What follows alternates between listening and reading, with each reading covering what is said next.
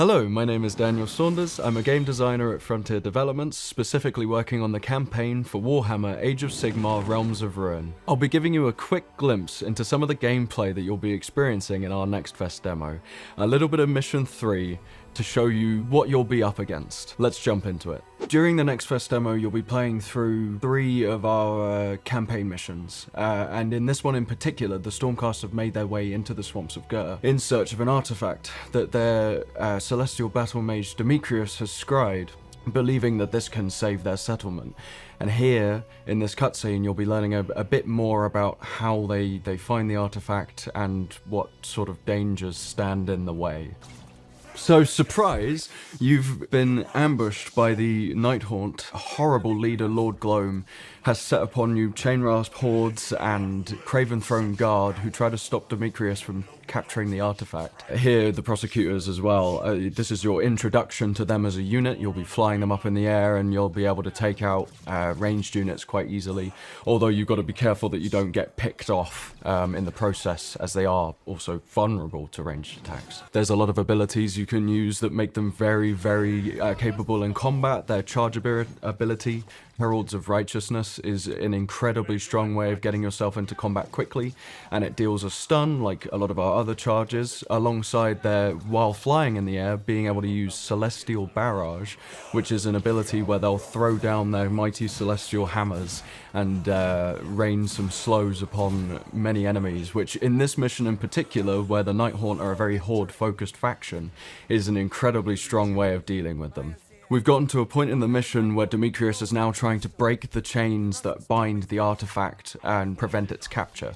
So here we have 3 ethereal bonds that are holding it down and preventing it from being taken. And the player has to go through this mission capturing these 3 pedestals in order to weaken the bonds and ultimately allow Demetrius to take the artifact from its holding. And once we've gotten from there, the Guardian of Souls will be summoned, and his objective is to move around the map and try and boost the power of these chains.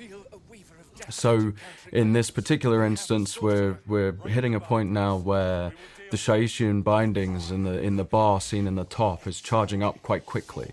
But if we manage to take a few of the pedestals, we can slow that down and ultimately start shrinking it.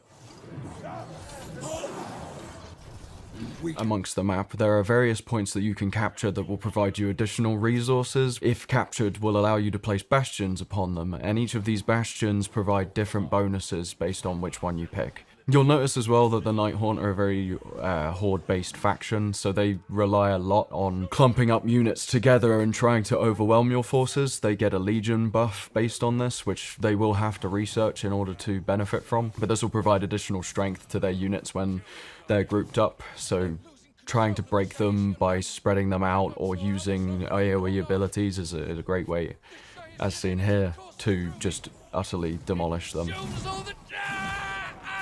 So we're beginning to claw back a bit of a foothold on the Nighthaunt. And some of the abilities we have here, especially Aiden and Sigrun, will be really useful. Sigrun has an ability called Furious Retribution, which allows her to buff up all units around her. Charges are also a great way to get into combat. Both heroes and assault units have the ability to charge, and by using it, not only do you receive a nice oomph of damage as you get into combat, but also you stun enemies that you charge into.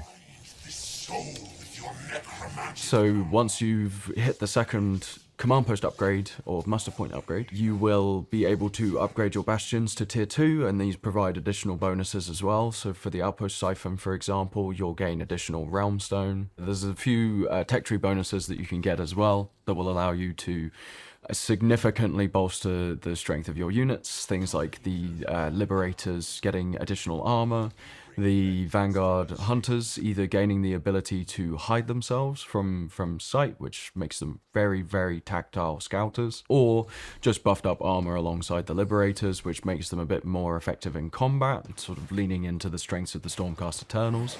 Witness our glory, Sigmar. What we were trying to achieve with each of the biomes that have been selected for Realms of Ruin is creating an identity that makes them very unique. For Petrified Swamp, it's leaning more into the Shaishian and deathly elements that can make Gur quite terrifying. And you can see here as well that the Nighthaunt are really starting to bolster their horde forces as we're taking down the Shaishian chains. And this will continue to happen as you make your way through the level. They will continue to pester you with hordes and hordes of whatever they can muster. But as long as you keep a strong force, you should be able to break them. So we've hit a threshold now where Lord Gloam will start to summon more units. In this case, Grimghast Reapers that are normally tier 3 units. So this will present quite a challenge to the player if they're unprepared.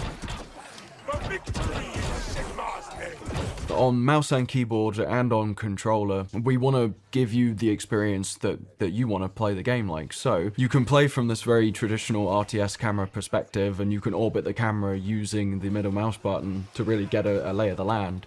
But also you can zoom right into the combat and get a look of some of the great models that have been created for the game. We're really in love with the stuff that Games Workshop produces, and Age of Sigmar is something that's very close to the team's heart. So we've tried our best, and our art teams and animation teams have done an incredible job. They will pay for their trespasses. You'll see now that our command post is under attack, so Gloam is starting to get desperate in protecting the artifact and is sending out a few waves to attack it. Now the player needs to make sure, in this instance, we've got units there to protect it, but to make sure that the command post doesn't get destroyed, otherwise that will cause mission failure. Forcing the Shaishian bindings. We must take the pedestals from the Nighthaunt. So at the moment we're playing through on Warrior. If you want to play a slower experience, you can drop down to Lawkeeper, which will provide a much easier experience for those that might be unfamiliar with the RTS genre. Or if you desire a bigger challenge, you can take on the Veteran difficulty or the Champion difficulty, depending on how much you really want to get messed up by the Nighthaunt. Shatter the spectral chain. Another thing that the player can do, if they really have the guts to do it, is try and take down the Guardian of Souls. He'll be moving around the map constantly as you're playing the game. His goal is to essentially bolster the strength of these, which he can do even if you've captured them. So trying to focus him down and take him out of the picture will mean that stuff like that won't happen. Pull back! We will prevail! Another great idea if you're starting to struggle with combat is retreating your units, getting them back to base. Your muster point can heal them up as long as you're within their radius, and then you can go out refreshed and ready for another big fight. So we're there. Demetrius has managed to successfully break the chains with your help, and now we get a little look at what happens next. So, we're going to leave the demo there for now. If you want to experience what might happen next and see whether the Stormcast managed to overcome the Nighthaunt, you'll have to give the demo a go yourself.